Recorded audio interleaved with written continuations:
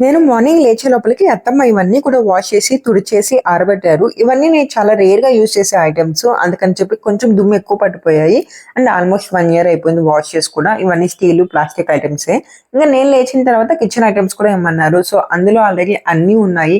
అవన్నీ కూడా వేరే వేరే సెపరేట్ గిన్నెల్లో పెట్టేసుకొని, ఇంకా అత్తమ్మకి ఇవి గ్లాసు, ప్లాస్టిక్ అనమాట. జాగ్రత్తగా అయితే వాష్ చేసేసుకొని అవి కూడా ఆరబెట్టేశారు.